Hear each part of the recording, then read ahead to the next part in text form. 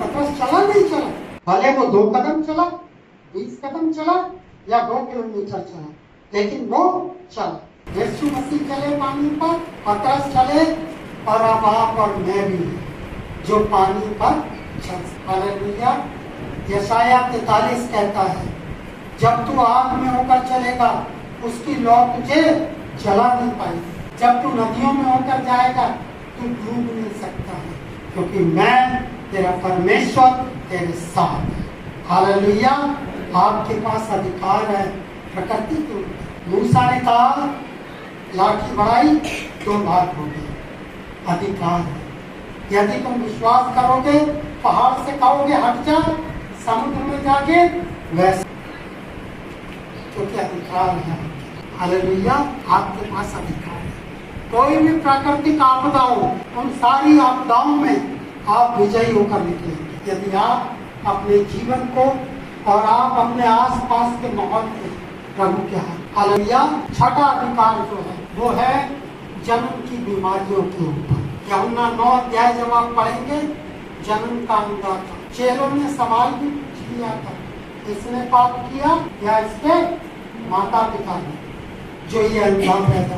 यीशु मसीह का जवाब था, ना तो इसने पाप किया ना इसके, परंतु ये इसलिए अंधा पैदा हुआ ताकि परमेश्वर के काम उसमें लगा। हालेलुया। उसके पास जन्मजात से जुड़ी हुई बीमारियों पर वो जन्म के अंदर को ठीक करता है। प्रेरितों के काम में लिखा है 3 अध्याय में, जन्म का लंगड़ा था, लोग उसको लाकर मंदिर के फाटक के पास बैठाते थे और वो चंगा हो गया। ठीक वैसे अगर आपके पास ये सोचकर बैठ गए हैं कि ये तो बहुत समय से मेरे जीवन के अंदर हो रहा है और ऐसा ही होता रहेगा, नहीं, बदल दीजिए अपनी सोच। तो कितनी ही पुरानी, कितनी ही लंबी, कितनी ही जन्म से लगी हुई बीमारी क्यों है, उसका अधिकार है। और 7वां और अंतिम अधिकार उसका मृत्यु की होता है। हालेलुया। जो लोग प्रभु यीशु मसीह पर भरोसा करेंगे उन्हें दूसरी मृत्यु से कोई भी हानि है। मृत्यु तेरा दंड कहाँ रहा? यीशु मसीह ने क्रूस पर से मृत्यु के सिर को क्या कर दिया है? कुचल। जिसका सिर कुचल जाता है उसकी आंखें यूजलेस हो जाती हैं, कान बहरे हो जाते हैं, मुंह गूंगा हो जाता है। शैतान अंधा, बहरा और गूंगा है, केवल वो पूंछ से आपको और मुझे डराता है। हालेलुया। मैंने आपको बताया पिछले समय में जब मैं आया था, आपको विजयी जीवन जीने के लिए संघर्ष नहीं करना है। सारे संघर्ष आपके लिए प्रभु यीशु मसीह ने क्रूस के ऊपर पूरे कर दिए हैं। अब तो केवल आपको विजय के जुलूस में शामिल होना है और उसकी स्मृति करनी है। 4 दिन का लाजर था, मरियम ने भी मना करा, मार्था ने भी मना करा, हे प्रभु अब तो उसमें से दुर्गंध आती है।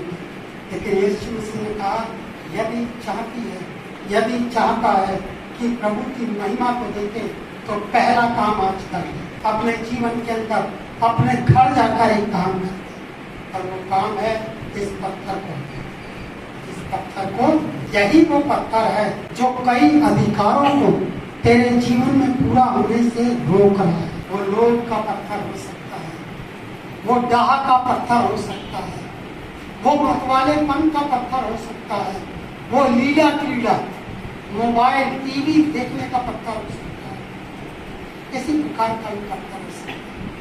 यदि आप चाहते हैं सारे अधिकार, पहला अधिकार स्वरूप पर अधिकार है, दूसरा अधिकार दूरी पर अधिकार है, तीसरा अधिकार समय के ऊपर अधिकार है, चौथा अधिकार मात्रा के ऊपर अधिकार है, 5वां अधिकार प्रकृति के ऊपर अधिकार है, छठा अधिकार जुड़ी हुई बीमारियों पर अधिकार है, और अंतिम और 7वां अधिकार मौत के ऊपर। लाजर बाहर निकलना चाहिए है। आप पिछले काफी समय से इच्छा तो रखते हैं कि लाजर बाहर आ जाए, लेकिन पत्थर हटाने के लिए तैयार। मार्था भी रो गई, विलाप करते हुए कह रही थी, लाजर मेरे भाई केवल एक बार आ जा वापस। चिल्लाने से कुछ नहीं, पत्थर हटाने से। इस प्रजा को मैंने अपने लिए बनाया है, ताकि ये मेरा गुणानुवाद कर सके, मेरे गुणों का अनुवाद कर सके। जो मेरा स्वभाव है, फिलिपियों 2:5 कहता है, जैसा मसीह यीशु का स्वभाव था वैसा ही तुम्हारा भी स्वभाव हो जाए, वैसा ही होना चाहिए। पहला पत्रस 2 उसकी 21-22 कहती है, वो दुख उठाकर तुम्हें एक आदर्श दे गया है, एक नमूना दे गया है। और वो नमूना क्या है? जैसा प्रभु यीशु मसीह का स्वरूप है, स्वभाव है, व्यवहार है, सोचना है, बोलना है, चलना है, ठीक वैसा है वो मुझसे, आपसे, हमारे जीवन से भी उम्मीद करता है। वो दुख उठाकर तुम्हें एक आदर्श दे गया कि तुम उसके पदचिन्हों पर चलो। Hallelujah, hallelujah. आप कह सकते हैं वो तो प्रभु थे, तो मैं आपको उत्साहित करने के लिए बताना चाहता हूँ, 33.5 वर्ष तक उन्होंने पूर्ण रूप से एक मनुष्य के स्वभाव में अपने जीवन को व्यतीत किया। हालेलुया। और उन्होंने सिखलाया है मुझे और आपको कि यदि वो इस संसार में रहते हुए पवित्रता का जीवन व्यतीत कर सकते हैं, बिना मुंह से छल की कोई बात निकले अगर वो जीवन व्यतीत कर सकते हैं, तो आप और मैं भी कर सकते हैं। ऐसा कोई भी काम प्रभु आपसे करने के लिए नहीं कहते जो उन्होंने ना किया हो, जिसका उनके पास अनुभव ना हो। वो हर उस काम को आपसे करने के लिए कहेंगे जो वो करके दिखला चुके हैं। हालेलुया। और यहाँ पर आज हम बात करेंगे 7 अधिकार हैं प्रभु यीशु मसीह के पास, और वो 7 अधिकार, क्योंकि मैं उसका, आप उसके बेटा और बेटी हैं, तो वो 7 अधिकार भी आपके और मेरे पास आ जाते हैं। हालेलुया। पहला अधिकार, यूहन्ना रचित सुसमाचार निकाल लीजिए, उसका 2 अध्याय।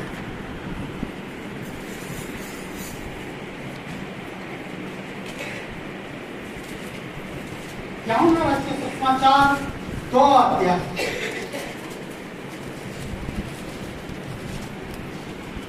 यहाँ इस विवरण को, इस घटना को मैं आप सब जानते हैं। प्रभु यीशु मसीह कहाँ पर आमंत्रित किए गए थे?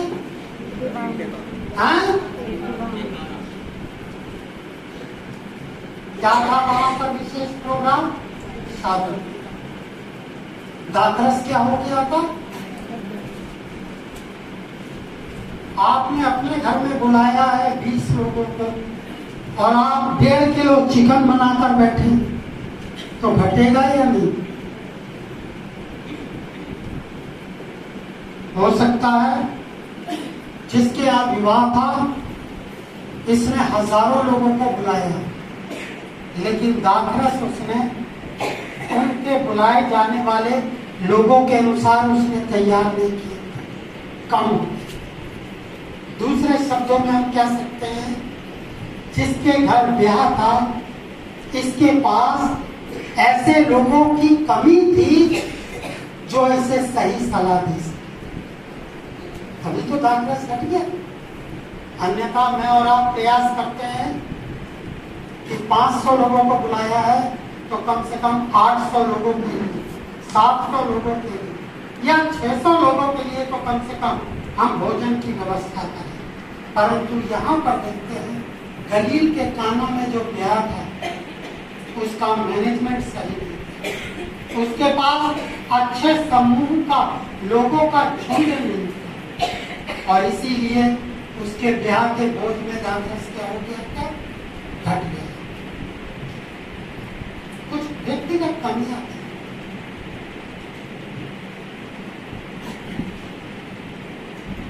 आज के समय में जैसे चाय को बड़ा विशेष स्थान दिया जाता है, आप किसी को खाना खिलाकर भेज दें, चाय नहीं पिलाएंगे तो सारा खाना, सारे खाने के ऊपर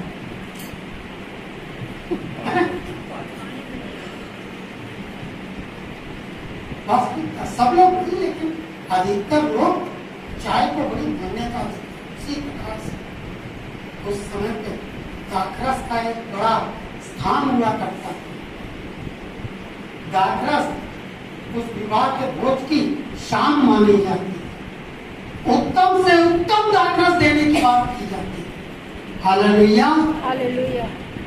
और वही क्या हो गया, घट गया। बेइज्जती हो रही थी, चारों तरफ अफवाह फैलने लगी होगी कि भाई दाखरस क्या हो गया है, घट गया है दाखरस। लेकिन इससे पहले कि वो अफवाह बढ़ जाती, प्रभु का धन्यवाद हो, इस व्यक्ति का मैनेजमेंट बिगड़ा हुआ था।